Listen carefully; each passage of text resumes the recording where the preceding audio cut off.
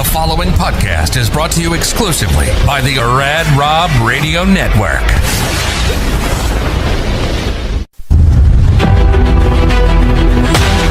Imagine a place where mental health, resilience, sports, and the power to never give up all come together.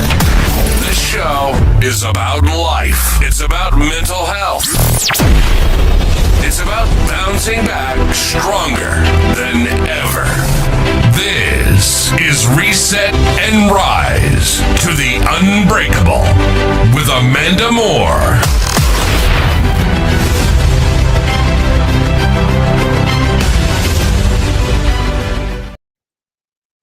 Hey guys, welcome back to Reset and Rise to the Unbreakable with Amanda Moore. I am your host, Rad Rob Francois. This is episode number 34. We have a very special guest tonight, but before we bring him in, let's introduce to you of the host of the show. Actually, I'm so used to calling myself a host. I'm not a host in this show. I'm a producer. I am your producer, Rad Rob.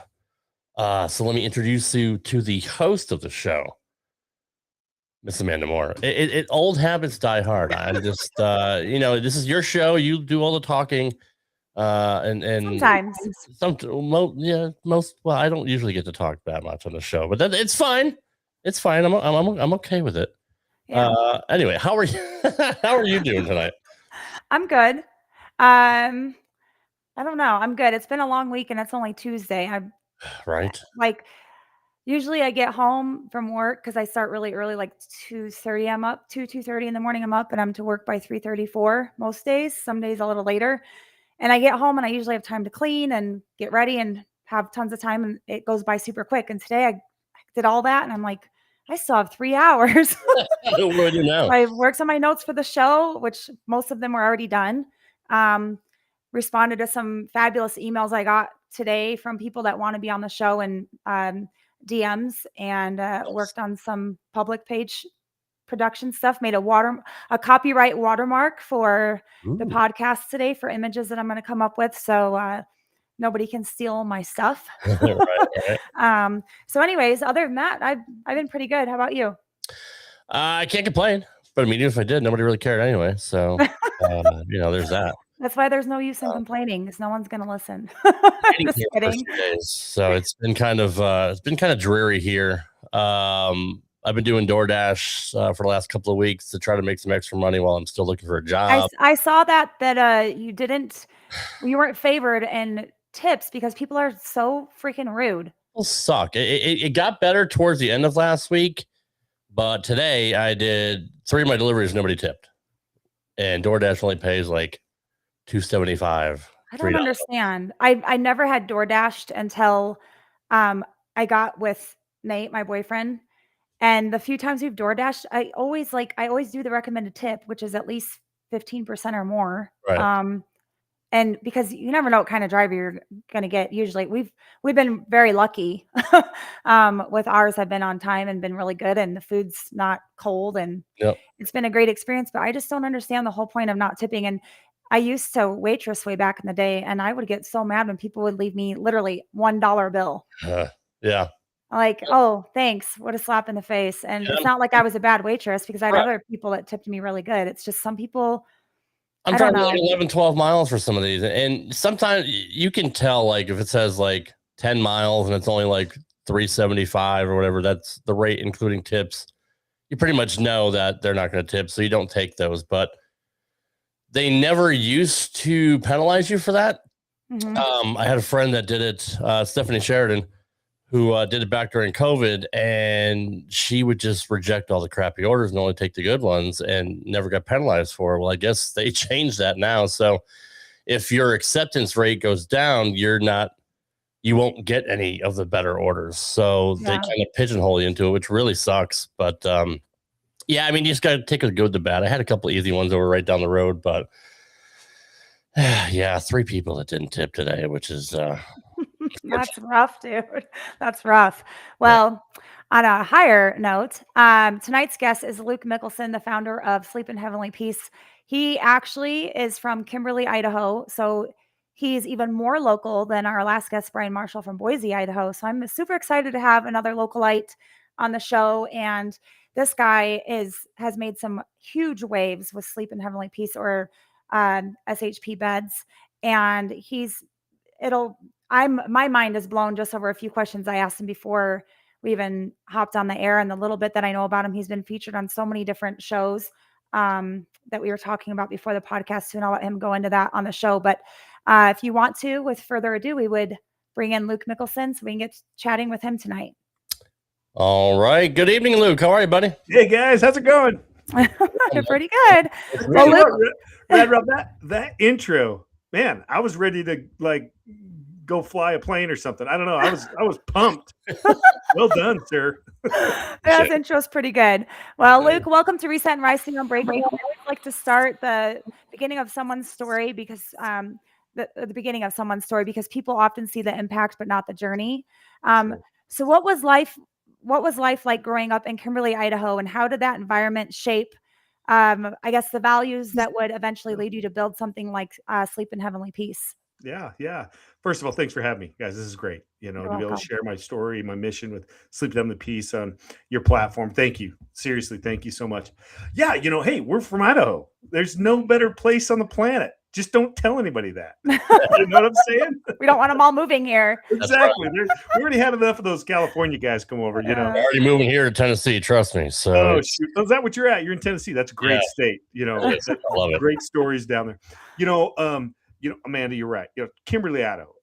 Small town, 4,000 people town. Growing up back in the day, and you're absolutely right. Things I think shape you in your adolescence and growing up. Clearly, you don't know it back then, but you can look back now and really appreciate some of the things that you take for granted. In a small town, I always say the pro is the same as the con, which is everybody and they know you. Probably a little more intimate than you want to. I mean, Kimberly was a high school of 9 through 12, and there was like 300 people in it.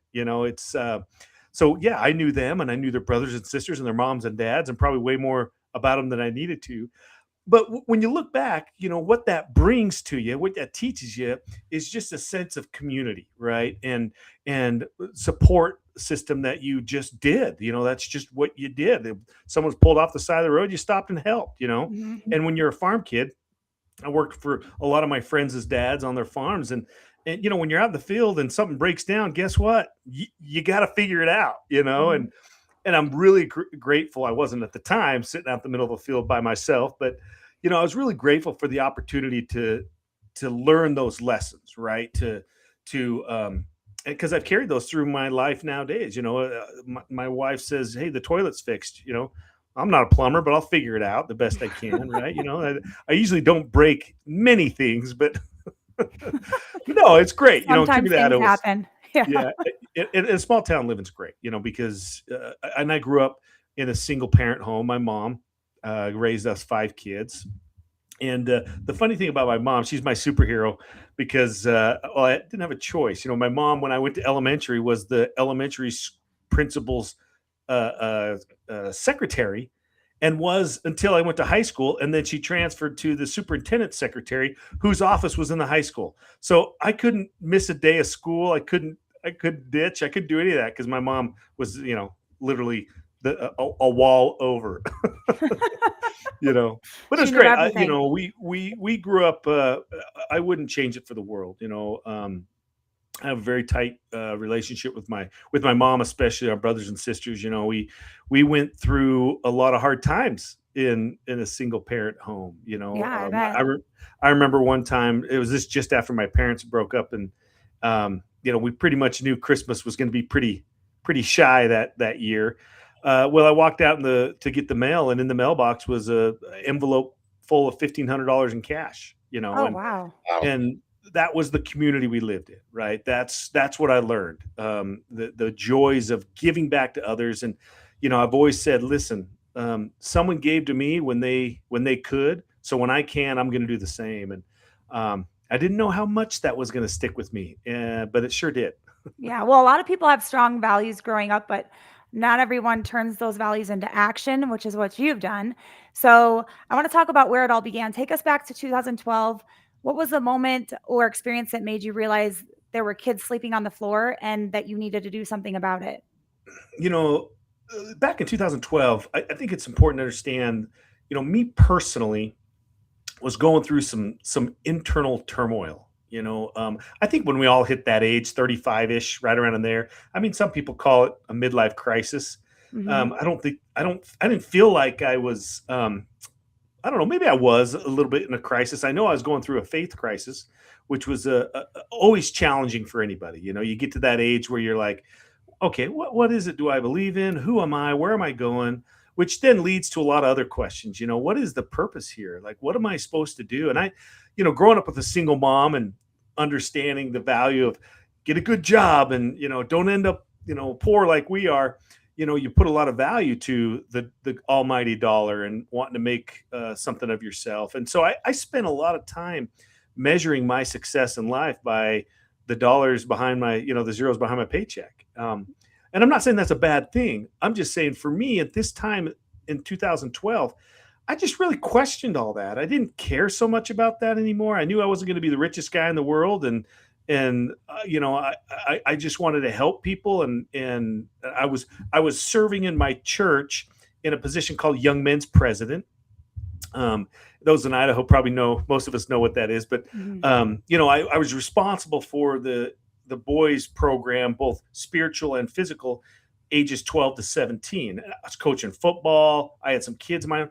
Everything on paper, Amanda, was great, right? And I've kind of felt guilty because I wasn't great on the inside, going through these troubled, thoughts and emotions and trying to pep talk myself out of this kind of depression thinking. It was difficult. It wasn't me. And I had been experiencing it for a couple of years. Well, I loved working with the boys. I loved coaching. And in this position of Young Men's President, I got to sit into a bunch of leadership meetings with other leaders in the congregation. And we talked about things that we were doing in the community, what events were coming up, families that we were helping.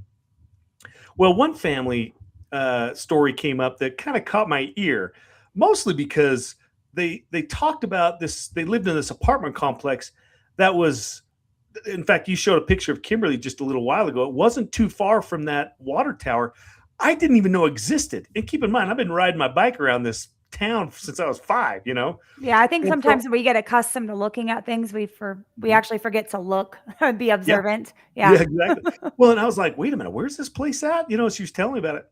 And then she said she visited the home and they were analyzing, seeing what the family needed. And they needed a lot. She was rattling off, the mom was the local school bus driver at the time, and the dad suffered from some mental health issues. So, they were just struggling. They didn't make a lot of money, and, they needed food and clothes, and the kids didn't have any beds, and they needed help with rides to school. And I was like, wait a minute, wait. Did you just say the kids don't have any beds? And she says, yeah. And I'm like, well, they got mattresses, right? She said, no, they're just sleeping on the floor. Oh my And gosh. I tell you what, like it hit me. I don't know if it hit anybody else the same way, but it hit me really hard. I'd never heard of that before. I instantly thought of my own kids, right? I had 3 kids at the time, and thinking about them sleeping on the floor was just was overwhelming, really. And then I thought about my young men's program. The activity of the young men's back then was Boy Scouts. So I was basically the leader of the Boy Scouts. And any well, not just Boy Scout, but any leader over kids that age, trying to find an activity during the week that doesn't involve a screen or a computer or a game or something like that. Not an easy thing to do, right? Yeah. And have them be happy about it.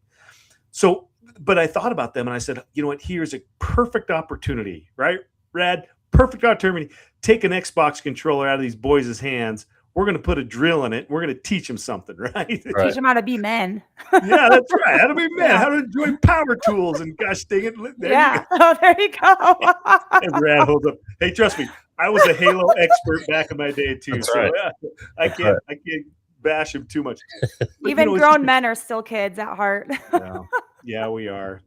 It's and so I just thought of this great opportunity to get these kids some knowledge, as well as, teaching them the joys of service. I always tell people, if you want true joy, you got to stop looking at yourself, man, and start seeing how you can help other people. Your problems, they don't go away. Of course not. But I promise you one thing: they will feel and seem far less heavy, probably as heavy as they should be, which isn't very much. And when you get in that state of mind and that frame of mind, you can find ways around your problems a lot easier. Right? They're no longer this big monster in your closet. They're something you can see and face and shrink down and deal with. Right? It's like that pay it forward movement that was this big thing to do several years ago. There's still people that do the pay it forward. I do it. I've done it occasionally here or there, but I don't believe in paying it forward and bragging about it too much. Right. Like people do it a lot. They do that a lot. Like I paid for so-and-so how many cars of drinks behind me in Starbucks line or whatever. Yeah. It's not something really you should boast about unless you're trying to use it as like an empowering, inspiring movement. But yeah, it's kind of when you do a pay it forward or a good deed, it makes you feel good and you kind of forget about your own problems for a while. So that's some. Well, at least it puts them in perspective for you a little bit. Yeah. There you go. Yep. And so I wanted this for the boys. I wanted them to experience that. And so, that night after the meeting, I went home and grabbed my tape measure and my paper and pencil and went downstairs. My daughter had a bunk bed and just went to town measuring this thing, right? Figuring out what I wanted to do and how to do it. I'd never built furniture before in my life, but I wasn't a stranger to tools, although I tell people I had to borrow some of my wife's tools. Were they Dad, pink? don't tell anybody. Were they pink? Yeah, actually, some of them, the bags were pink. Oh gosh! And guess what? They cut wood just as easy as the other one, right? And so we brought the boys over, and it took Wednesday, Thursday, Friday night to build this bunk bed. We took time and figured it out. It was fun figuring it out with them, right? Mm-hmm. And then the time came to deliver this bunk bed. Well, the word kind of got out in the families as well as the congregation. Everybody wanted to be a part of this delivery, right? They were just excited about it, which I hadn't really heard much until, half of Kimberly showed up at my house that night to go deliver this bed. And I said, guys, we can't send an army of people over to this 2-bedroom apartment, Mm-hmm. And so I stayed back with a bunch of friends. And of course I had to clean my garage. It's beginning of December rather in Idaho. We all know that's not a tropical place to be in your garage. And so, but the next day at church, they came in and told me how amazing the experience it was. These kids. And I was just about to ask you if I've wondered since reading your story if any of the families you deliver to, or especially like that one where it's your first one, if the families at all felt like a little bit embarrassed of their situation with people knowing about it, or if they were just overjoyed with it to where they just didn't care what other people thought. It's a great question. It's a great question. The answer to that is yes. Yes, and yes. Yes, and yes, right? Yeah. And of course, think about yourself. It would be embarrassing, as my own parent. In fact, I had a guy come up to me here. We did our Bunks Across America build, which is our big build. We do one day a year. Everybody builds on the same day. We had it over here at the Canyon in Twin Falls. And I had a guy come up to me and he said, didn't know him from Adam, right? And he says, "Hey, Luke, can I talk to you?" And I'm like, "Sure, what's up, buddy?" And he says, "Look, first of all, I want to apologize." I was like, "Okay, I don't know who you are, but sure, I'll take it." I said, "What's up?" And he said, my daughter, he says, "I've been watching you for a while, and my daughter didn't have a bed, and I was too embarrassed to ask for one." Oh, wow. And I remember I put my arm around him. I said, "Buddy, I get it. I really get it." And I said, "Why don't you and I go over and we'll build your daughter a bed right now?" And we had already delivered him one, but he was excited to give back, and I kind of learned a lesson there. I already knew it, but it was fun and humbling at the same time to see someone actually admit that, and that's hard to do for everybody, let alone, at least I feel like, this dad, because I'm a dad that's supposed to provide and whatnot. He's probably doing the best he can. And, they fell on hard times, and the crappy thing, Amanda, about child bedlessness, it doesn't know economics. It doesn't care about it. It doesn't care about geography. It doesn't care about race or religion or politics. It doesn't care. All it knows is hurt. All it knows is hardship, right? You can have a perfectly good home and 6 months later from a lost job or a fire or who knows what, And now it's just food, clothing, shelter. That's all that they can afford. And Well, when you built that very first bed, did you have any idea it would turn into a movement like it has? oh no, no, we built that first bed, and it was such a great experience. I wanted my own kids to experience that as well, right? And it's kind of funny how life just kind of creeps itself back in. You have this great experience, you're on cloud nine, you go home, and then the next couple of days, I just felt myself kind of drip back down into this gulf, if you will. And right then I was watching a program with my kids, and a commercial came on, and it was about wanting another Xbox or another game. I don't even remember, but I do remember thinking about and looking at my kids, because it was first part of December, right? I'm like, thinking, don't you dare ask for that freaking Xbox game, And sure enough, of course, they're kids, they will, right? Yeah. And it just hit me, it's like going through this turmoil. I just had this great experience. It lifted my soul. Now it's going back down. My kids aren't appreciating the things. They have a bed, for crying out loud, and they want another Xbox, right? It just, not a fault of theirs. It just hit me perfectly. And I don't even remember what happened. All I knew, the next thing I knew, I stood up, I started walking to the garage, and my kids are like, Dad, the program's on, where are you going? I said, you know what? I've got leftover wood. I'm going to build another bunk bed, and you're going to help me. I wanted my kids, right? I wanted them to feel the joy of service, and just like the Boy Scouts. And I also wanted them to appreciate the things they have, like a bed, right? Yeah. And so we went out there and built. I got pictures of my daughter in her little tutu hammering away, and my son in his Boise State jersey drilling away. We had a great time. The sad part, or the strange part rather, was we built this bunk bed. I had no idea what to do with it. I didn't know child bedlessness was the thing. I solved the one problem I knew about, right? And so someone recommended that I throw it on one of those Facebook buy-sell trade groups, which back then I didn't even know what that meant, right? I wasn't And much back then it was like you legitimately could put something on there, or marketplace, and you would have real people hit you up that really wanted what you were selling. Right. Now you don't know if you're getting bamboozled or yeah, no kidding. Yeah. Well, so I was a little reluctant, going, okay, number one, you want me to put a free bed on Facebook, right? Every Tom, Dick, and Harry's going to want this thing, right? Probably to sell it or whatnot. Luckily, whether we had some of those or not, I don't remember. But what I do remember was two things. I started getting comments on this post I put from people I didn't even know who they were. Like, I didn't know how it worked, right? These people were commenting, and friends that I hadn't talked to for 20 years, people I graduated with. Mm-hmm. And that was the first shocker. The second part of it is what they were saying. They all knew kids that were sleeping on the floor. And there was many of them. And then the conditions that these kids were sleeping in. Hardwood floors, pallets, 2 or 3 kids to a bed, sleeping with mom and dad on the couch. You name it. The fact is, they just didn't have any bed. They didn't even have a mattress, right? And that was shocking to me, right? I was upset about it, but I wanted this bed to go to a child that, was really special, because it was something me and my family built. And I had a friend of mine who I served a mission with her. She called me up, and she worked in the social services sector. And she said, "Hey, have you found a family for that bed yet?" I said, "No, I haven't." She's like, "Well, listen to this story." And this is my Haley story, Amanda. This is the first bed I ever delivered. I'm not going to make through this.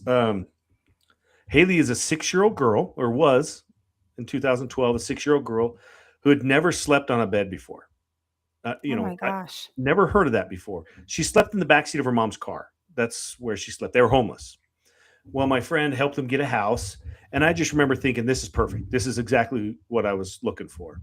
And so we packed up a bed. Jordan, my buddy who lives in Boise, he came down and we delivered this bed. Well, when you walked into this house, and I had seen homelessness before. I'd seen transitioning homelessness. I'd seen poverty, but I'd never really looked at it through the eyes of a 6-year-old, and when you're sitting there going, where's the TV to watch cartoons, or the couch to sit on, or the table to eat, Lucky Charms at, like we all did?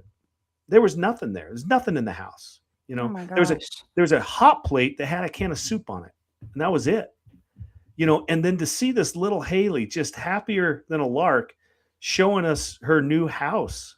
She'd never had one before. And I leaned down, and she didn't know why we were there. And I leaned down. I said, "So Haley, show me your bedroom." She was really excited. And she pulled us back in her bedroom. And again, you can imagine what it looked like, right? Holes in the carpet and tears in the wallpaper, and there's no closet door, and there's used toys everywhere. But the most shocking thing when I looked around was in the corner of her room was a pile of clothes.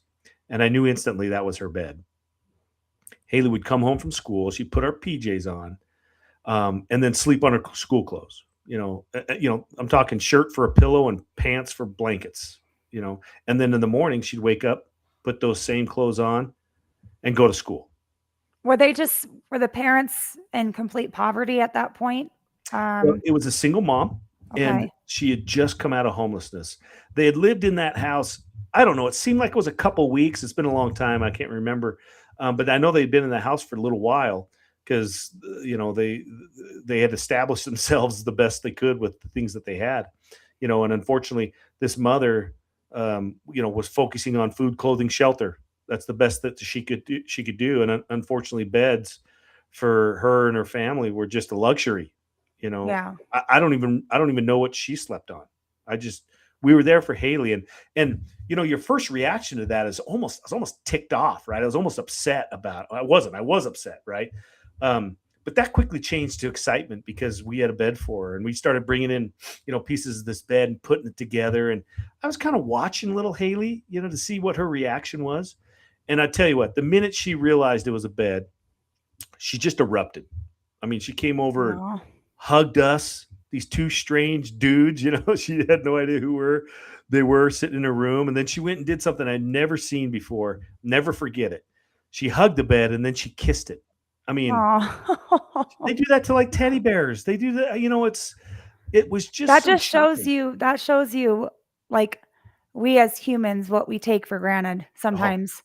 Tell Like you the what, littlest things that some people don't have that we have that we take for granted because we don't even realize it. Oh, Rob. 100%.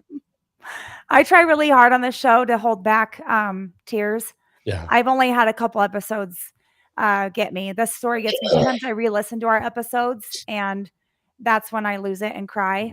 This will probably be one of those, but I try to hold it together for the audience. I'm trying to do my best. We don't need, yeah. I have a 7-year-old, Luke, and I can't imagine. Yeah, I can't.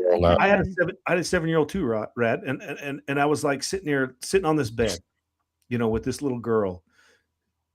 And if that wasn't enough to just melt you, right? If that wasn't enough to just rip your heart out, then you look up at mom, and here's a single mom, and I was raised by a single mom. So these tears that are pouring down this face, I knew what those tears meant, every single freaking one of them, and if you've experienced working with single parents, and especially single moms, it's not an easy, fun game, and I could see the guilt and the frustration and the worry and the, just pouring out of this lady's, face. And I knew right then and there, I'm like, this is way more than just a bed. This is way more than just a good night's sleep, and I tell all the listeners on podcasts that I'm on, I said, listen, if you'd give me just 60 seconds and stop for a second and think about what would it be like as a child not to have a bed, and let me break it down just a little bit. Think about just physically. Let's talk about just physically, right? You wake up obviously sore. You didn't get a good night's sleep, so you're not ready for school. You're not in a good mood, which means you're probably not fun to be around. So think about the friends that you're going to pick up, right? Number one, we all know how important that is. Think about the grades you're going to get, right? Mm-hmm. Every single teacher you go in there, you ask them, who do you think doesn't have a bed? They're probably pretty good, accurate pointing out which ones are probably, fit in that category. Because these kids, they just don't get a good night's sleep. And that's just the physical side of things. Then you think about mentally and socially, they can't have sleepovers, right? These kids don't have a bed to sleep in. Right? And then they go to their friend's house who they not only have a bed, they got freaking throw pillows, right? Yeah. What does that do to the mental stability or the mental thought of these kids?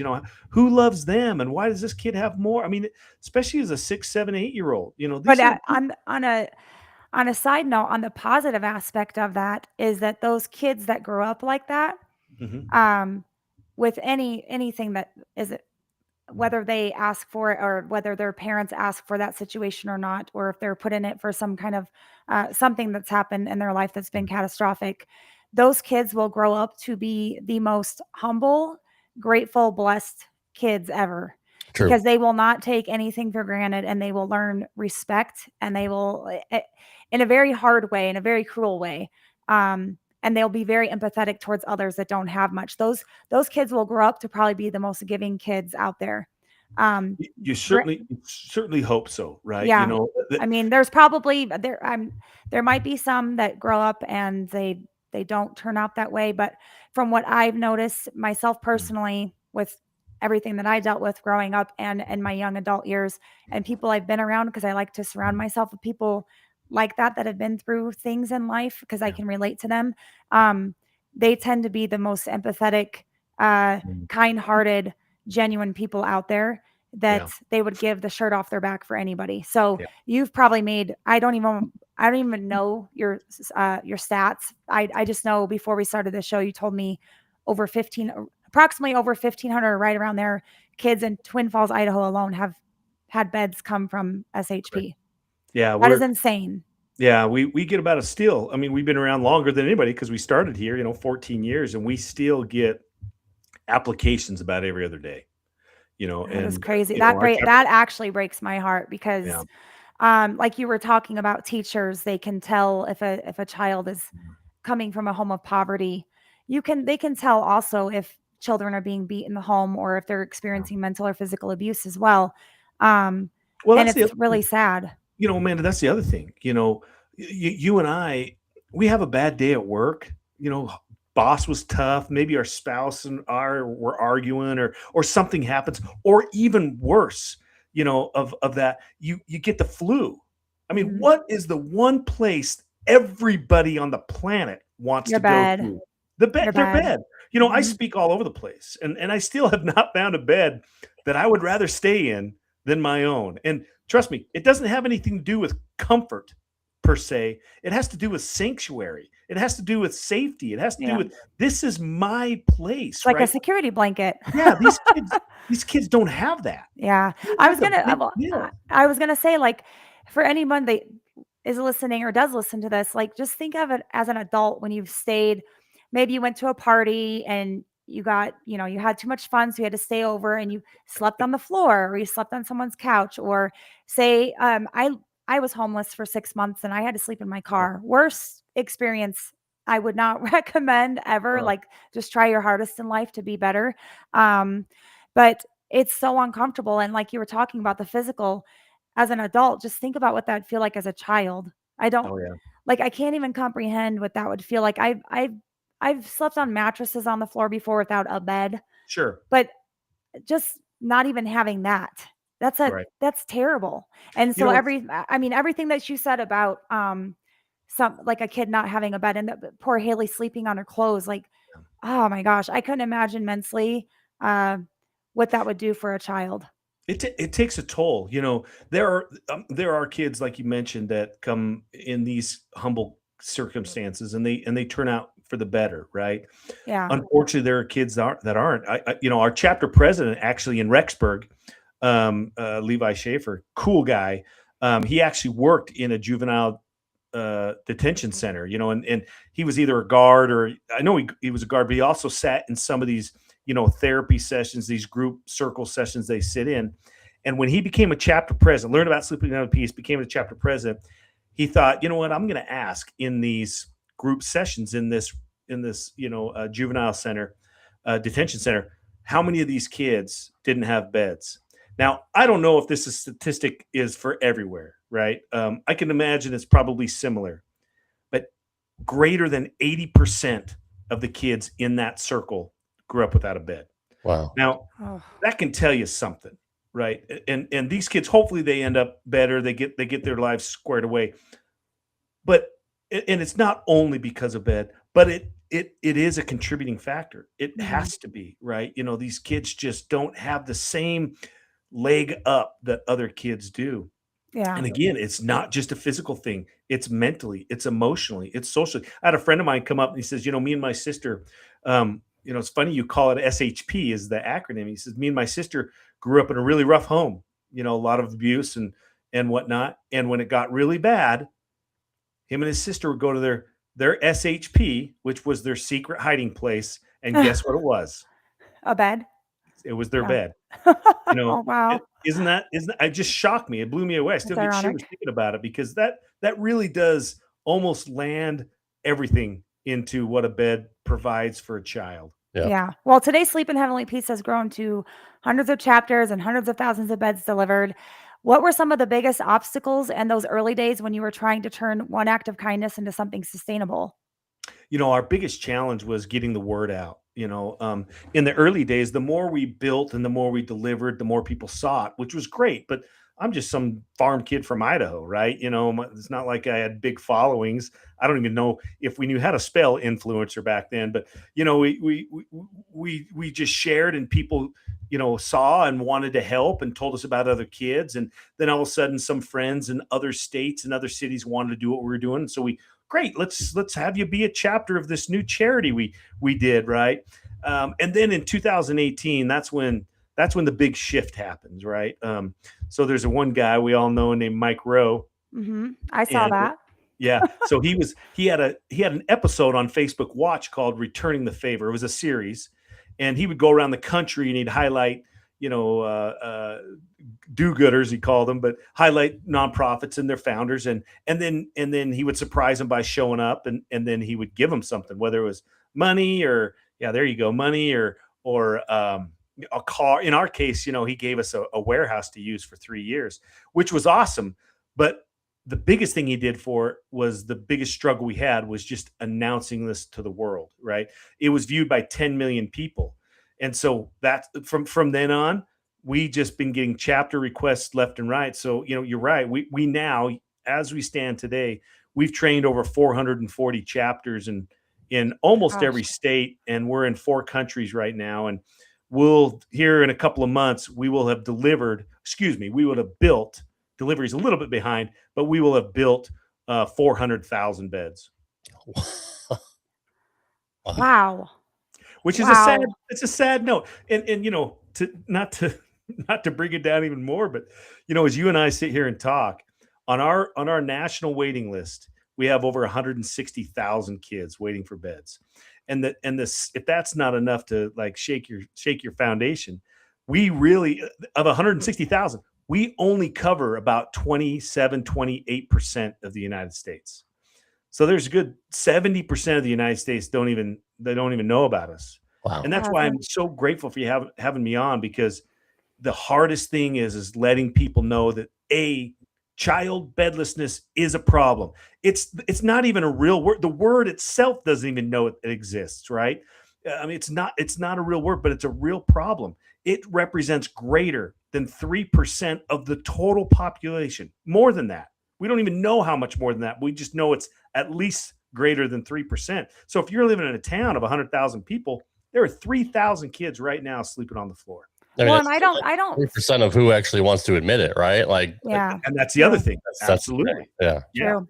Well, and I don't think people realize either, like, when you say bedlessness, there's probably people that they're so close-minded that when they think bedlessness, they have a stigma of surrounding that type of ordeal, where it's like, well, the parents should get up off their butt and get a real job, or their parents should learn how to save, or their parents shouldn't spend this, or they don't always know the situation. And people, that's the sad thing about our world, our society, is people are so quick to judge, and they're so quick to assume that they might know what someone's situation is. And you never know. Like you said, a single parent of any sort, or parents, can be working endlessly just to try to provide for a house, a roof over someone's head, but they might be able to just barely afford groceries, but they can't afford anything else. They can't afford new clothes. They can't afford whatever. And my biggest thing is I've always given my clothes away when I'm done wearing them.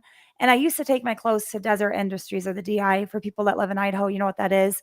But then they turn around and they sell them to make money off of them. And I would rather just actually give them So sometimes I'll come up with something. I'll say, you know, I wear this size. I'm giving away for free. Does anybody need them? Because you just never know. You might have that one Facebook friend or that one Instagram friend or whoever that has a friend that they know that is really suffering and they could actually use the clothes. You know, Amanda, I just want to comment real quick on what you said, because I think it's very important. You're right. You're right. You know, keep in mind, these kids are in these situations not because of their doing. They didn't ask for it. 400,000 kids. I don't know one that because of their situation are sleeping on the floor. Now, with that being said, you're right. There's probably a good chance that the situation was created by the parent. But let me ask you something, Amanda. Who cares? Yeah. Who freaking cares? This is going to sound insensitive, but I tell my chapter presidents, if you go into a house to deliver a bed for a child and you care what the parents do, you're going to be eventually frustrated and disappointed. You know. Well, then you're doing it for the wrong reason too at the same time. Correct. We are there for the child. I don't care if the parents have $1 million in the closet. If you don't want to give your kid a bed, I'm going to, you know, and that's the attitude you need to have. It's not their fault, right? Yeah. And I don't care whose fault it is. Who cares? I'm not going to, what I call chase the snake, you know. If you get bit by the snake, don't chase it. Go get help, you know. You're going to die if you do. And that's what these kids are. They just need help. Who cares? You know, and the brilliance about what we've done. I knew, Amanda, child bedlessness, once I realized how big it was, this wasn't going to be solved by some farm kid from Idaho. You know, this needs to be solved by the people in the community where these kids live. Mm-hmm. We're a national organization, of course, yes, but we're just a national organization made up of the hundreds and hundreds of communities that have stepped up and want to help the kids in their own community. That's how we're going to solve this. By opening our mouths, sharing stories, and as a community coming together to solve this problem. Well, you've trained and mentored hundreds of chapter leaders across the country. What do you believe separates people who want to make a difference from those who actually do? You know, gosh, I don't know. Passion, understanding. You know, I think what I learned too, not only is child bedlessness is a big problem, I also learned another thing that I think we help solve is there are millions of people in this country that want to help. They want to give back. They just don't know how, right? And for you nonprofit leaders out there that might be listening right now, let me throw you a little tidbit here, a little golden nugget. People want to feel fulfilled when they serve. Don't make it easy. No one wants to spend their Saturday morning while they could go out doing fishing or watching college football to go push a button or sweep a broom somewhere. They want to feel connected to the mission. So make them feel connected. Have them get dirty. Have them walk home with splinters and sawdust in their eyes and stuff like that. You know, the happiest volunteer, we say, is the sweatiest and the dustiest because they are part of the mission. You know, we build beds from raw lumber, Amanda. You've probably seen the videos. We take lumber from Lowe's, our national sponsor. We bring the tools. As chapter presidents, we actually don't build a dang thing. We teach the community, some people that have never touched a drill in their life, that they can be a part of it. Exactly. This right here, the Rose Bowl build, this was 17 high schools in California that shipped boys and girls to this location so we could build 200 beds for the burn victims up in Campfire, California. That's amazing. You know, and that's what it's about, is teaching people the joys of service, coming together as communities and solving this problem. And there's a lot of people out there, I think they just don't know what to do. I think sometimes, and I give a lot of keynote speeches about, you know, tiny moments and how we have these little thoughts of inspiration that come to us. And we dismiss them far too easy. I'm just as guilty as anybody, right? You know, I'm too busy. I don't know how to do that. Or right? People give up too easy. They come up with an idea and they give up on it because it doesn't give instant gratification. Correct. Yeah. I mean, there's a lot of reasons why we don't end up just getting off the couch, right? Mm-hmm. And I train people, at least when I speak to them, I said, listen, everybody wants to change for the good, right? We all want to change. We all want to make a difference. We all want to feel like we're fulfilled and we're meant to be here. You know, we have a meaning in life. And that's great. We need to have that.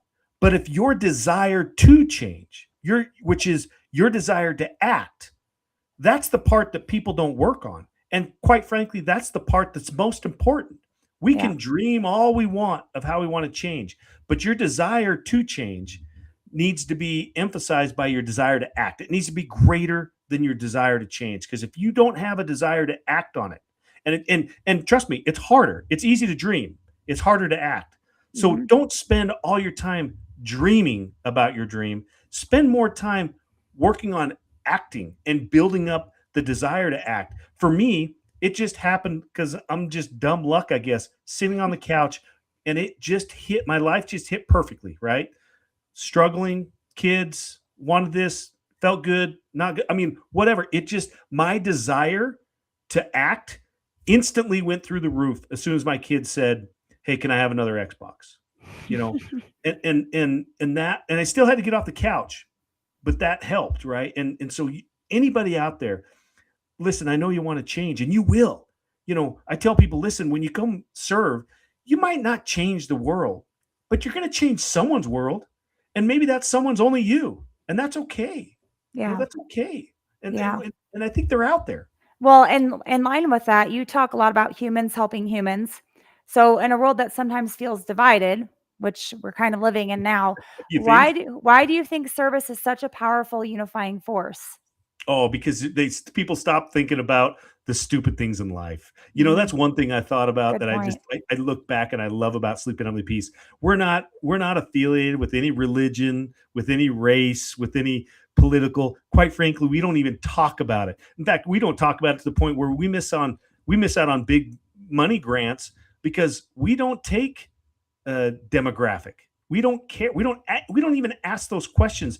What race you are, how much you make. We don't care. The only criteria for a bed for a child to receive a bed is if they don't have one, if they're in a geographical area that the chapter president has selected, and they got a home we can put it in. That's it.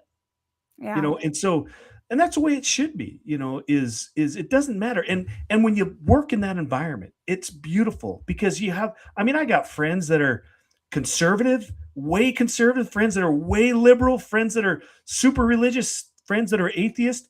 And guess what? When we're doing SHP, I don't think we've ever talked about it. I mean, you're just That all focused goes in away. on something else, right? Yeah, yeah. Well, you've now been recognized nationally and even globally for this work. Shows such as CNN Heroes, which you had mentioned, Returning the Favor with Mike Rowe, NBC Nightly News, and Good Morning America. I guess when things like that happen, when you've been recognized in that kind of realm, how do you stay grounded when something like that started in a small Idaho town becomes recognized on such big, humongous platforms? It's a great question. You know, I'd like it's and it's a hard one. You know, it's hard to stay focused. You know, give me a second. I can turn this. Sorry, everybody. I was getting blinded by my blind. You're fine. You know, yeah, you don't.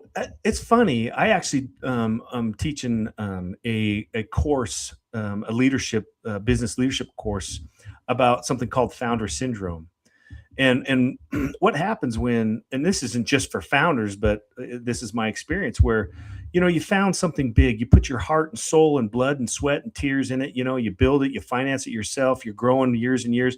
Then you start, you know, being recognized for it, whether it's media or TV shows or just friends saying, "Hey, this is your baby." You know, Luke started this, blah, blah, blah. Well, something happens that's really interesting that most people that haven't gone through this, they don't realize happens. And even including myself as a founder, you don't realize it even happens. And that's called identity infusion. Because what happens is you have your identity and you have your organization. Then all of a sudden they come together. And now what is Luke is SHP. And what is SHP is Luke. And they're synonymous. Mm-hmm. And they go together. The challenge and the trouble with that is organizations evolve much differently than humans involved, right? And egos and emotions, you know, we just evolve differently. And when that organization grows like the founder wants it to, but it starts growing almost in a different direction because it's supposed to, as a founder, you're proud of that, but you're also losing connection with it. Keep in mind, it's your identity, right? Mhm. So now this identity diffusion, or what they call decentralization, is happening. And founders, CEOs, owners of companies, something happens to them that they don't realize is happening, and it is detrimental. It is extremely difficult. You become very distant, you become very defensive, frustrated, and you're super happy for the organization in one hand, but the other hand, you feel like you're losing yourself, right? It's a very strange and horrible phenomenon called founder syndrome that we as founders go through, right? And the trouble is everybody doesn't know, they don't understand. Boards and other executive team members that didn't found it, they don't feel the same way, and even founders, we don't know. So to try to understand and work through that is difficult. So I don't know if that answers your question. I just know that as people grow in their organization, as they get spotlighted, as media comes on, I just want to invite everybody to take a moment and think about that founder. Sometimes we think they do it just for the accolades. They do it just for, and maybe there are some people out there. I looked at every opportunity that came nationally or locally, whatever media came, as an obligation. And I think most founders feel this way. It's an obligation to the organization to do it and to share it and to do it right and to expose it and to, because that's how you grow. Yeah. Well, building a nonprofit, and since we're on the subject, building a nonprofit at that scale has to come with pressure and sacrifice. So what has this journey taught you about perseverance? Oh, you got to believe in yourself, right? And I do a lot of nonprofit training and consulting, and it's funny. You talk to some of these people that come in and they have big, grandiose ideas, and Luke, how did you get from point A to point B, and how did you get paid, and how do you get things like that covered? And I tell them, listen, if you're jumping in the nonprofit world because you want to get paid, yeah, you're going to struggle, because I didn't start this out as number one as a nonprofit. This was a family Christmas project, for crying out loud, right? But to take it to the next level, that is a commitment. In 2018, a lot of people don't know this, but just before Mike Rowe showed up, and I didn't know he was showing up, if you know what the premise of the program's about, I had to quit my job. I didn't have a choice, and Wow. that was very difficult. I didn't have another job lined out. I could either stay with my job and quit SHP, or quit this passion that I found, or continue to do it and quit my job. And even though that was a hard decision, it wasn't as hard as I thought, Yeah. but those are the sacrifices that you have to make, and be ready to make. Yeah. Well, when things get difficult for you personally, what do you do to reset you? Well, it really helps having an amazing wife. Your wife is pretty amazing. Oh, she's incredible. I'm sorry, ladies, she's the best one out there. And that's for anybody, to have a support system behind you. Mhm. I train in my workshop that as a founder, be prepared. You're going to have emotions that you don't know how to deal with, right? And I talk about there's 5 disciplines I teach. The discipline number 1 is just pause for a minute, right? You're going to go through some hard times. You're not going to make every decision right? You're going to absorb the bad decisions, and you're going to highlight the great decisions, right? And that's just the road that we live on. That's leadership role, that we go through, the evolution of a founder, I call it. And so, absorbing those bad times and accepting the good times, and trying, and somewhere in between that, stop and smell the roses, which is not something I do very well. It can be hard. But there is a lot of people out there that are rooting for you, and stay positive. That's probably my biggest downfall. Is I'm an athlete. I love, competition. I'm never satisfied with whatever performance I just did, because I'm always trying to do better. Right. Same. Yeah. And Yeah. it is a blessing and a freaking horrible curse all at the same time. You know what Yep. I'm saying? Sure thing. Yeah. Yep. Well, for someone listening, when they do listen, either tonight or later on when they restream this, who wants to make a difference in their community but feels overwhelmed, where should they start? What would be your advice? Just start small. You don't have to change the world, like I said, right? There's tiny moments that you're going to recognize and pop into your head, or, maybe it's just going and helping your neighbor with the garbage. I don't know. I think the producer of Sleep in Heavenly Peace for my episode is named Sarah Yorgrau. And she is one of the most positive people I've ever seen and ever met on the planet. I had actually had her on my podcast a long time ago. And she brought up something I hadn't thought about. She's, you hear it, but when you stop and think about it, it's so true. We practice sports. We practice a lot of things that we want to get good at. Our sales pitch, if we're salesmen, our ability to do our job. But do we practice being happy? Do we practice positivity? A lot of people don't. I didn't. I didn't even know you needed to, and absolutely we do, and that's hard. It's hard to do because there's no book out there that we can read that tells us, okay, you need to do this next when you feel like this, right? Because we all have our own feelings and we all react differently. Yeah. But to be able to stop and pause and think about it and train yourself to work through those bad thoughts, the monster that's hiding in your closet, I say, have the courage to finally turn around and face it. Yeah. And guess what? When you do that, Amanda, when you turn around and face your monster, you realize, oh, this thing's not as big as I thought it was. Yeah. You know what I'm saying? Yeah. I will, I'll go in line with what you were saying. I had a friend, I'll give him a shout out, David Cole. He's a fellow bowler. Met him at a few tournaments. Bowler, nice. Yeah, met him at a few tournaments, and we became very good friends. And there was a point in my life, a couple years ago, I was going through some really rough times, and he as well. And I remember going to coffee with him before a tournament and talking to him at that point, and getting some life advice. And as a friend, he told me things I needed to hear but didn't want to hear. And that's what a true friend is. They tell you things you don't want to hear that will help you change and look at yourself and tell you when you're wrong and hold you accountable. And I remember he said he was reading this book, and one of the pieces of advice in that book was to write down 10 things that you're grateful for every morning. Yeah. Take a pause, like you said, and think about what you're grateful for. And even if you can't come up with 10 things, write the same damn thing 10 times. Yeah. So we literally sat at that table and we wrote down the 10 things we were grateful for. And then we talked about them. And I found myself taking a minute to pause and realizing that at that moment, I didn't think there was much I was grateful for. And I couldn't, for the life of me, come up with a whole lot besides a couple, 2-3 things. So he said, take what I've told you, take the advice, and I want you to start practicing writing down what you're grateful for. And since that day, 2.5 years ago, I have literally wrote down 10 things I'm grateful for every single day, even if it's the same 10 things.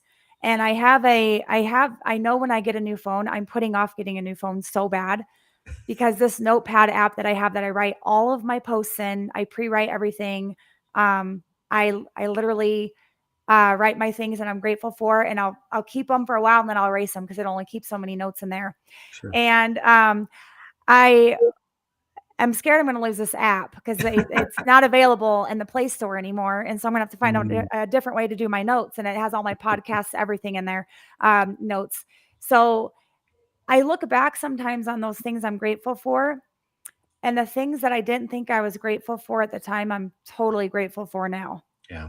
And I say that because we go through things in life at the time that are very hard, and we think that they are the worst possible thing that could be happening to us. And we wonder why. Like for me, for a while, it was like, why, God, why are you putting me through another obstacle? I've already been through this. I've fought cancer twice. I've fought heart disease. I've done all these things. I've been through 2 marriages. I've, suffered as a child. Why one more thing? For me, I've really come to the conclusion, and I will preach this until my last breath, that everything we go through in life has a purpose and has a reason. And we're on the exact path that we're on for a reason. And we're at the exact same spot that we should be at right now for a reason. So for me, everything that I went through taught me something that I was supposed to be grateful for. At that time, I just didn't see it. Yeah. So sometimes, like, you hear that song, I think it's Tim McGraw, he sings Unanswered Prayers. Garth Brooks. Garth Brooks. Yeah. Garth Brooks. I'm so sorry. Garth Brooks. When he sings that song has a whole different meaning to me now than it used to have, because sometimes we pray for things and we really want them to happen, but there's times it doesn't happen and it's for a reason. So things that I prayed for back in the day that I wanted, I am so grateful for now that they did not happen the way that I wanted them to, because I would be living a very different life at the moment. But I'm super grateful. Like you were talking about your friend there, that's been on your podcast. I try to be the same way I mean, we all have our bad days and days that we think negative. I had one like that yesterday. Nothing went right. It was a horrible day. It was long. I got my butt chewed. It wasn't great. But at the end of the day, I still try to find something that I'm positive for. And I think when we surround ourselves with so much negativity, and then you put the negativity on social media and in the news and everywhere that you're looking, it gets really hard to grasp at that. What is positive and what am I grateful for in life attitudes. So the more you surround yourself with positive people and try to think positively, I think it totally will change the direction of your life and what going forward and where you're supposed to be. So what you just said, that really, I resonated with that a lot. If you couldn't tell. So, I'm a little bit, I will be honest with you, I'm a little bit overwhelmed with the amount of the difference and the amount of beds that you and your chapters have built. That alone, Rob, I have a son that's going to be 19, but that for me is the tearjerker, because just to think, I mean, I've been the single mom for a little bit and I worked really hard. Sorry. I lived homeless for 6 months and worked 3 jobs. If I would have had a kid back then, I don't think I would have been able to afford a bed or much anything for a kid. It was hard enough as an adult. Yeah. So to hear that there's that many kids that don't have beds, that is, I mean, that's mind-blowing to me. Mind-blowing. I really want to come help one of these times. I want you to reach out to me when you guys are building beds. I would love to have that be a way of giving back to and feature that on the podcast again. Love it. In some way, shape, or form, whether we make a short or something with it. But I'm all about giving back in the community. I mean, it breaks my heart. I saw a lady a couple weeks ago. She couldn't even afford a small amount of groceries in her cart. And the guy ahead of her was nice enough to pay for her groceries. She didn't have enough money. I mean, she literally didn't have $20 to her name. And she had the cashier starting to take things, Winco and Twin. It's like the cheapest place to get your groceries pretty much. And she couldn't even afford $20 in groceries. She had like $18.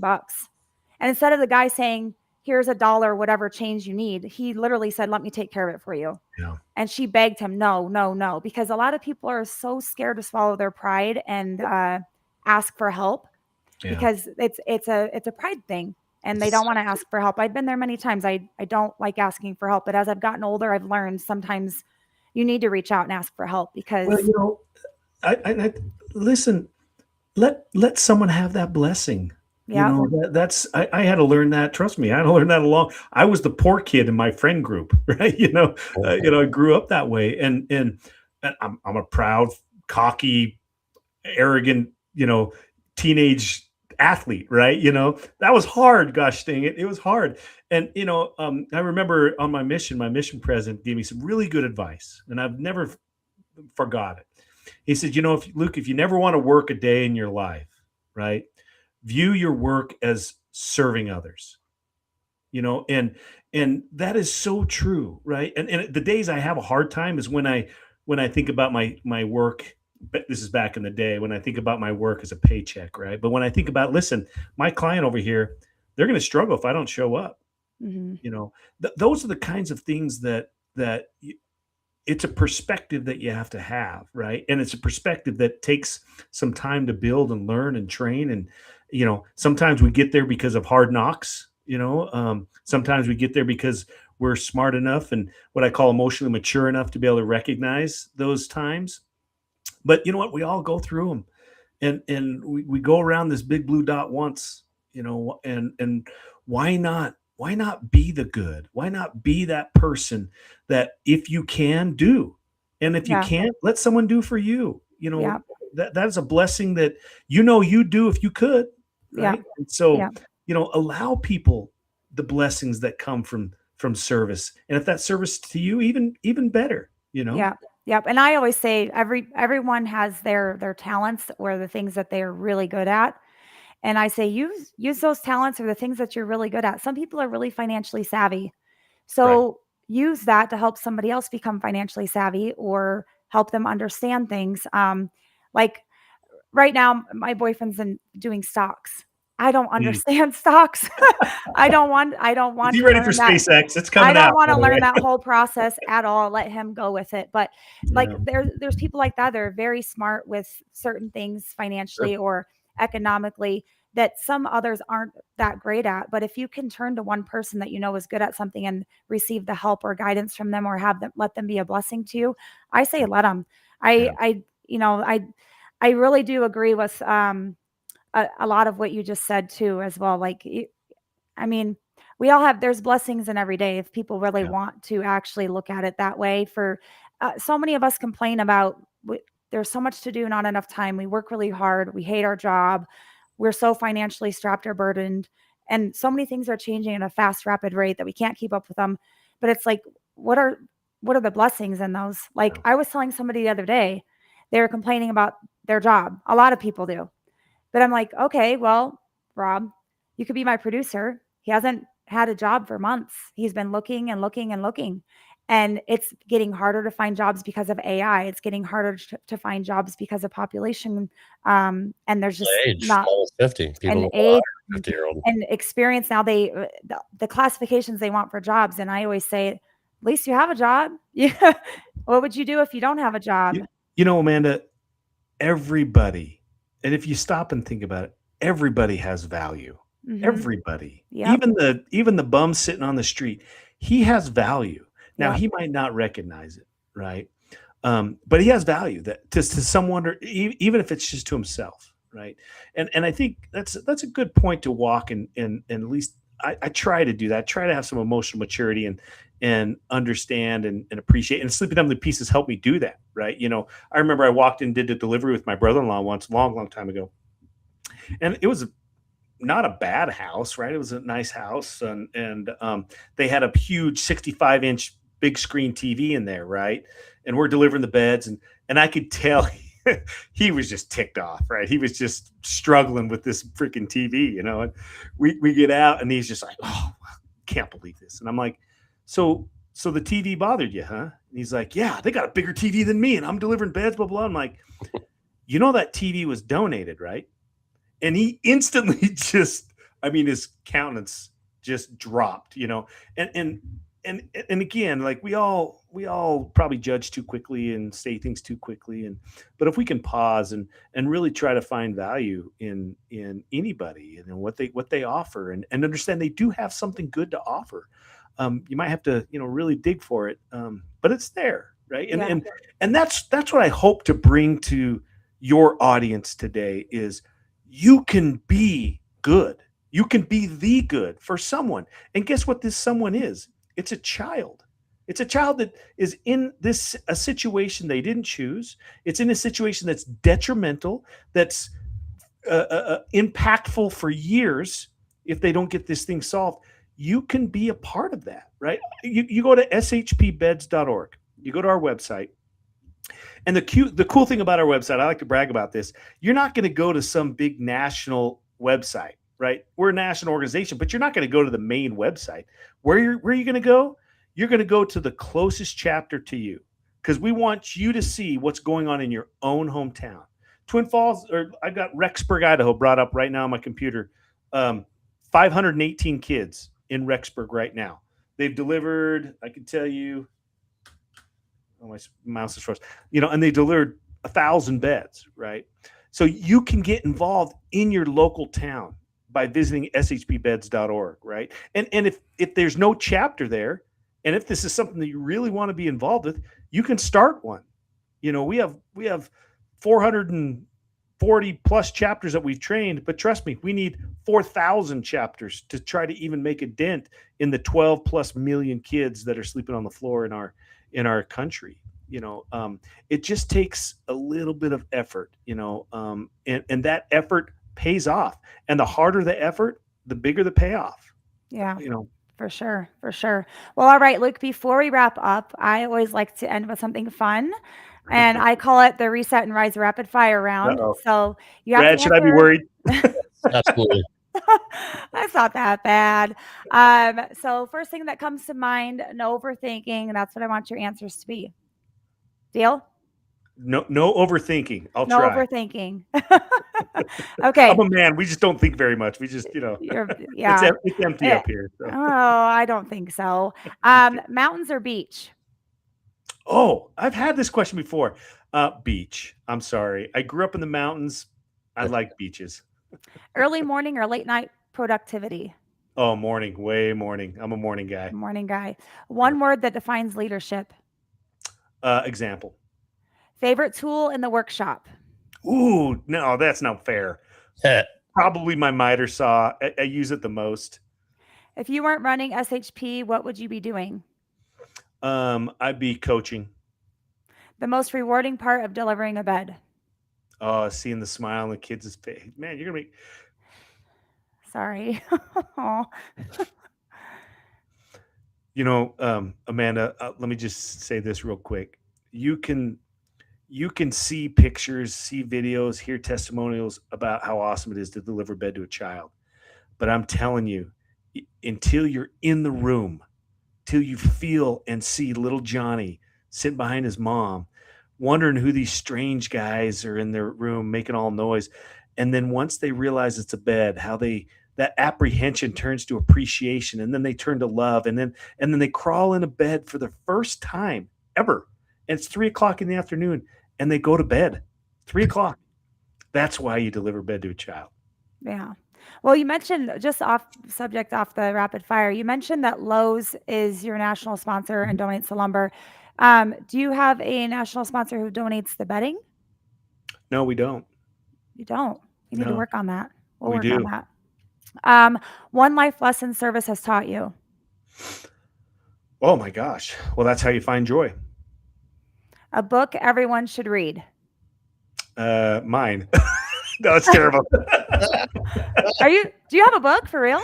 It's coming out. Yeah, it's coming out. It's called More Than Just a Bed. And I'm excited. It'll probably be out later in the fall, but super excited about it. You can pop that in the podcast right now. If that's a favorite book everyone should read, we'll read it. Yes, one person who inspires you the most? My mom. Your mom. Yeah. Finish the sentence. Being unbreakable means? Never giving up. All right, Luke. Well, if people remember just one thing from this conversation about service, community impact, what would you want it to be? You can make the difference. You can be the difference. Don't wait for someone else. Jump in, because guess what? Like I said before, you might not change anything, but I promise you'll change at least one thing, and that's yourself. Yeah, for sure. Well, I really appreciate you coming on the podcast and talking with us tonight. It means a lot to me. I've been excited. I was a little nervous about how it was going to go, because I'm like, how much can you talk about beds? And then you sent us, and then you sent us your bio, and I read it, and I was just blown away with just everything that you wrote in your bio, as far as not just the numbers go, as far as how many beds and how many states and how many chapters and all of that, and all the shows that you've been featured on nationally and globally. But just where you started to where you are now is insane. And I know it's just gonna continue to get bigger and better. So if anybody does listen to this and knows somebody who is affiliated with a bedding company, I would really like you to reach out to Luke and hook him up. That would be awesome. So Amanda, that's and thank you for saying that. Yeah, you're welcome. And the reason why is the reason why I titled my book the way I did, because it's way more than just a bed. And there's a lot to talk about there. And let me thank you for all your listeners for doing this, right? You probably have other things that you could do in your life, but to be able to share stories that inspire others, not everybody does that. And so thank you for having a podcast. Rad, thank you for jumping in and helping her out, because this does change things. I love going on podcasts, because I always feel at least one person will help out, maybe even start a chapter. And if that one person does, because of your podcast, there'll be thousands of kids that get helped. So, well, thank you. That means a lot to me, because I always say to Rob and everybody listening, Luke, I'm like, you're gonna make me cry again. I always say to everybody, if I can make a difference to one person, I don't care if it's a one person listening or that restreams it or listens to it via audio platform. If one person takes something away from a podcast episode, that's what makes me happy. We just talked about this last week. I don't do it we're not even close to being monetized. So I'm obviously not doing it for the money. If I never become monetized, so what? I just want to help people's stories get out there and try to make a difference in the best way that I know how, and continue to try to that's my doing good part of society. So thank you, Luke, so much for coming on the show. I can't wait to see what else you do. And seriously, the next time you have a big day of putting beds together, I would like to go take part of it and be a part of it. And I just want to experience what that feels like, to be honest with you. Some charity work would do my soul some good right about now. So let me know for sure. And God bless you, Luke. And thanks for all that you're doing. I really appreciate it. Thank you. We'll see ya. Wow. That was way more than I ever expected with that guest, because I don't even know how to explain it. When I book, so people don't understand the work that goes behind trying to book guests for a podcast. It's not just you reach out and they are like, yeah, let me be on your podcast. Some of these people I have to really entice to be on the show, because they're very standoffish about it, or we don't have the following they would like. Sure. So they don't feel that it's not that we're not worthy of them coming on our show. I think it's that they just, I guess. I've had it happen to me with several of my other projects. Like, the first thing they ask me is how many followers do you have on X or Instagram, that's what they ask me too. And so I guess to put it in perspective, I reached out to a female doctor relationship health and wellness coach per se via Facebook months ago. Never heard. I'm like, whatever. I mean, whatever. She's got way more followers than I have. And she happened to message me today. She's one of them that got back to me, and she wants to be on the show. And I'm now clear booked out till June, as I've said. Yeah. So to tell them, yeah, I can book you for this date and I'll get a hold of you a few weeks prior, let you know what we need, blah, blah, blah. And then I sit on pins and needles until we get closer, hoping that they're still going to come and attain the spot that they've calendared down for. But for me, I'm very type A personality, and I don't have the following to just contact somebody and, oh yeah, I'll be on there next week. No problem. Like, I have to basically prep these people before they come on the podcast, unless they've had a podcast themselves. So for me, I've had some pushback from people because we're not big and they don't think it would be viable for their persona, or they don't have the time, or they don't understand what our podcast is about. So then I have to explain it. And then a lot of times I get, well, I don't have a story. And I'm like, yeah, you do. I had a bowler the other day message me back, and they said, I don't have a story. I'm just a bowler. I'm like, you have a story. We've talked about this. You've talked to me about how you got into bowling, what's happened throughout your bowling career, who you work for now. Like, you do have a story. And I've always said this since day one, like, everybody has a story. It'll resonate with somebody. So that's one of my biggest things, is when I tell people you do have a story. And now I've had 4 or 5 people reach out to me that they want to be on the podcast, and I have to start making lists of future guests. So I know we're definitely going to hit episode 100. We will be just fine. Right. But I just wish people would understand. It does. Like, I've had a couple of people make comments like, you have 240 some subscribers on YouTube and you only get a few people that listen each week. And I'm like, yeah, but we get busy and we get so many notifications on our phones that a lot of times we just swipe it off or clear it, or we don't pay attention to it. Yep. So they might not listen live, but people do restream it. They do go back into the audio platforms and listen.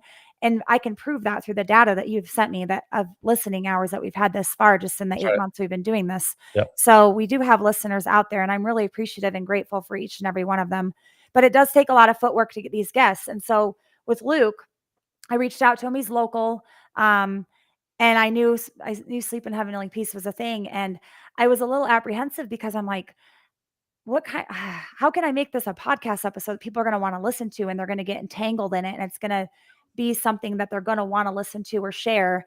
And I didn't even have to do anything. I mean, that guy just now, he did it himself. Like I asked the questions, but man, you want to talk about tugging at your heartstrings. Mm-hmm. You involve anything with kids and it will melt me, because I always wanted more than one kid, and I could only have one, but kids literally are like, they're like dogs for me. I love dogs.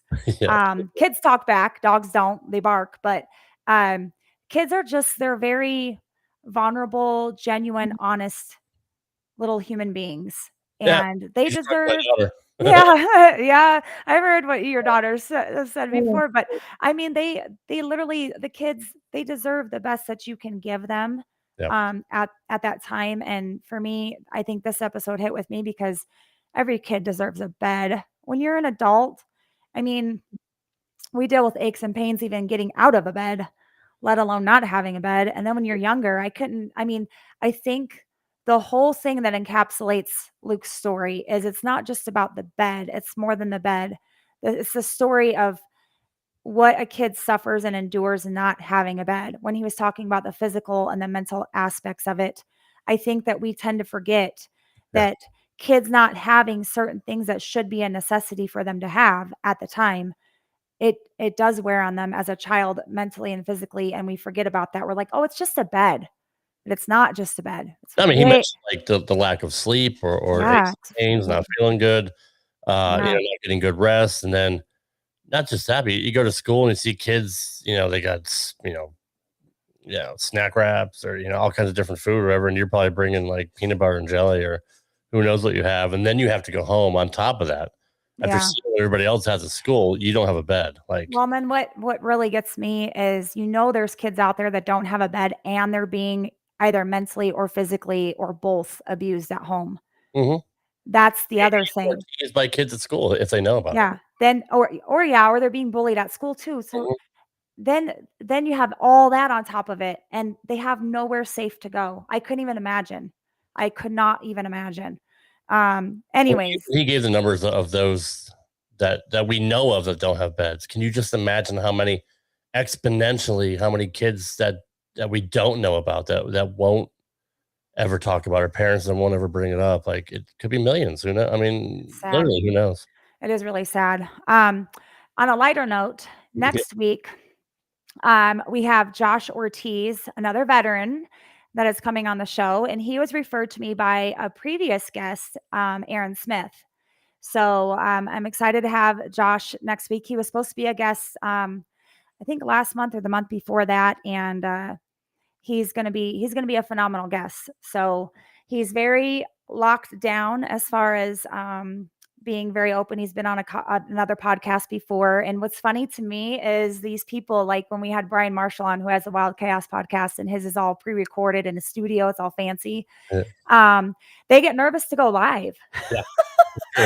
So some of these guests are like, oh, you're live? Oh my gosh. I don't know how to. I'm like, just be yourself. It's just having conversation. Way to learn. Yeah. Just having conversation between a couple people and just pretend like nobody's listening and it'll be all fine. I was nervous the first few episodes, and then I got over that real quick. I still get nervous, but depending on who we have on the show, but that's why we get on a few minutes before the show starts to get a little bit more relaxed. I guess. A little bit. Yeah. Yeah. Or for me, I can get my fangirl moment out of the way with whatever guests that we have on. I mean, we had Josie Barnes, and I've bowled with her with nationals for the last few years, and I fangirled over her, and we had her on. So get her back on so I can talk to her, because I had church duty that night. My kid was I think she had some kind of play or Yeah. Or something. I wasn't able to be there, but she was amazing. Yeah, We'll have to have her on again. I've got some, like I said, I've got some a variety of guests in the upcoming episodes, so we'll see where we go with there. But being booked till June to me is just insane. I'm just hoping the ones I have booked in May remember. Right now, it's a little hard to get bowlers on the show because, The season's just starting right now. So yeah. Speaking of bowlers, Cam Crow on the PBA tour, that poor guy, was suspended indefinitely for getting arrested over charges that they eventually dropped. Like the next, same day or next day. I haven't read up all on it, but I saw it this past weekend when I was bowling at a tournament. I talked to somebody about it, and then I saw he was indefinitely suspended. I'm sorry. What a crock of shit. Yes. Like the charges were dropped. I don't understand. I don't understand what the PBA is doing. That's literally his career. Yeah. And they have that movie, that HBO Max special coming out. Yeah. Which he was supposed to be at the premiere. Yeah. It was Belmo and Simo and EJ.